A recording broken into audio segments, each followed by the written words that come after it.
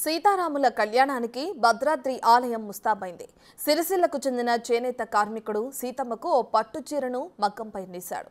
హరిప్రసాద్ చేనేత కార్మికుడు 10 రోజుల పాటు శ్రమించి చీర కొంగులో భద్రాద్రి ఆలయ మూల విరాట్ దేవతామూర్తులను వచ్చే విధంగా తయారు చేశాడు. చీర కింద బోర్డర్లో శంకుచక్ర నామాలు, హనుమంతుడు, గరుత్మంతుడు వచ్చే విధంగా పొందుపరిచాడు. చీర మొత్తం శ్రీరామ రామ రామేమి రమే రామే మనోరమే అనే శ్లోకం 51 సార్లు వచ్చేలా తయారు చేశాడు. దీనికి సంబంధించిన మరింత సమాచారాన్ని మా ప్రతినిధి భాస్కర్ అందిస్తారు.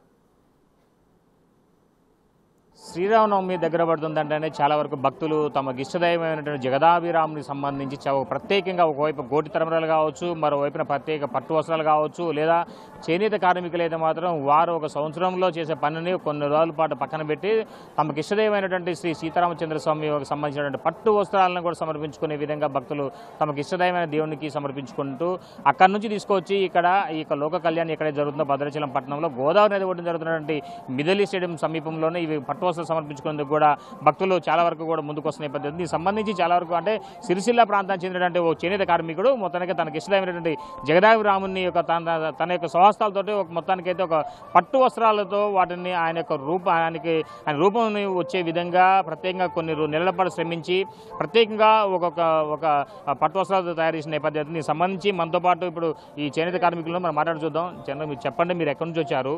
మీరు సీతారామచంద్ర స్వామికి సంబంధించినటువంటి పట్టు వస్త్రాలు మీరు తయారు చేసే అంటున్నారు. ఎట్లా తయారు చేసేది ఇదంతా? మీకు ఆ సంకల్పం వెనుకున్న బలం ఏంది? ఇప్పుడు దాదాపు 3 సంవత్సరాల నుండి పట్టు వస్త్రాలు తయారు చేస్తున్నాము. మొదట్లో పట్టు పీతాంబరం చీర వెండి ఉపయోగించి నేసి అందించడం జరిగింది. గత సంవత్సరం సీతారాముల కళ్యాణం ఫోటో పళ్ళులో వచ్చే విధంగా పొందుపరిచి సిఎస్ శాంతకుమారి మేడం చేతుల మీదుగా మూల విరాట్ అమ్మవారికి సమర్పించడం జరిగింది. ఈసారి అదే మూల విరాట్ అమ్మవారు, స్వామివారు, అదేవిధంగా లక్ష్మణుడు కూడా వచ్చే విధంగా చీర కొంగులో పొందుపరిచి నేయడం జరిగింది. చీర కింది బార్డర్లో శంకుచక్రనామాలు మరియు హనుమంతుడు, గరుత్మంతుడు వచ్చే విధంగా చీర మొత్తం కూడా శ్రీరామ రామేతి అనే శ్లోకం కూడా 51 సార్లు వచ్చే విధంగా నేసాం సార్. దీన్ని దాదాపు 10 రోజుల పాటు శ్రమించి పూర్తిగా చేనేత మగ్గం పైన నేయడం జరిగింది. ఇది 1 గ్రామ్ గోల్డ్ జరి, 7 గజాల పొడవు, 800 గ్రాముల బరువు ఉంటుంది. నాకు అవకాశం కల్పిస్తే ఇప్పుడు ఎదుర్కొల్ల మహోత్సవ కార్యక్రమంలో ఈ పట్టు వస్త్రాలు స్వామివారికి, అమ్మవారికి అందించే అవకాశం ఉంది కనుక అవకాశం కల్పించాలని కోరుకుంటున్నాను. అంటే ఈ పట్టు వస్త్రాలు అందించినప్పుడు వీటిని మెయిన్ క్రతువులు వాడుతున్నారా? ఇవి లాస్ట్ ఇయర్ మూల విరాట్ లోపల గర్భగుళ్ళే కళ్యాణం జరిగినప్పుడు అమ్మవారికి సమర్పించారు.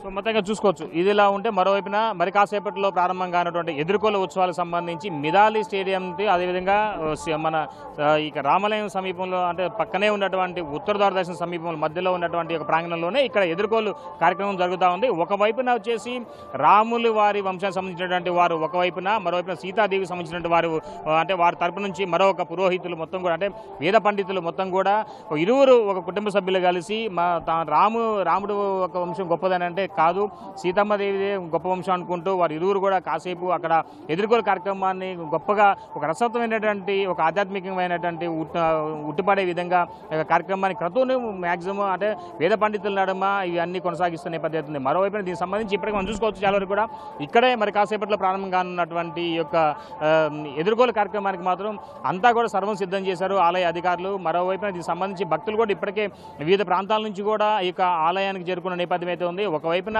అంటే మిథిలి స్టేడియం సంబంధించి ఇప్పటికే 24 సెక్టర్ల వారీగా అధికారులు ఏర్పాటు చేయడం కూడా జరిగింది. ఒక్కో సెక్టర్లో సుమారు అంటే కొన్ని వందల మంది కూర్చొనే విధంగా అధికారులు ఏర్పాటు చేశారు. మరోవైపున ఇప్పటికే ఆన్లైన్ ద్వారా కావచ్చు, ఆఫ్లైన్ ద్వారా కావచ్చు చాలా వరకు కూడా భక్తులు 17,000 వరకు కూడా తమ యొక్క అంటే విఐపి టికెట్లు కూడా కొనుగోలు చేసినట్టుగా అధికారులు చెప్తున్న నేపథ్యం అవుతుంది. మరోవైపు చూసుకుంటే మాత్రం ఇప్పటికే అంటే ఈ యొక్క మిథిలి స్టేడియం సంబంధించి ఈ యొక్క అంటే వచ్చేటువంటి భక్తులకు ఎలాంటి ఇబ్బందులు ఎదురుకాకుండా ఉండే విధంగా అన్ని ఏర్పాట్లు చేయడం కూడా జరిగింది. మరోవైపున మరి కాసేపట్లో ఇక్కడ ప్రారంభం కానున్నటువంటి ఈ యొక్క ఎదుర్కోలు కార్యక్రమానికి మాత్రం చాలా వరకు భక్తులు వివిధ ప్రాంతాల నుంచి తరలి వచ్చారు. అయితే ఈ ప్రాంగణం జరిగే దగ్గర ఇప్పటికే అంటే 7 గంటలకు ప్రారంభం కానున్నటువంటి ఎదుర్కోలు కార్యక్రమానికి ఇప్పటి నుంచే భక్తులు ఈ యొక్క ముఖ్యమైనటువంటి సెక్టర్కి రావడం, ఇక్కడికి వచ్చి ఆశీలు కావడం, ఇక్కడ కాసేపటి తర్వాత ప్రారంభమైన కార్యక్రమం కళ్ళారి వీక్షించేందుకు మాత్రం వాళ్ళంతా తాహతపడుతున్నట్టుంది. దీనికి సంబంధించి అధికారులు కూడా పూర్తి ఏర్పాటు చేసిన పద్ధతి ఉంది.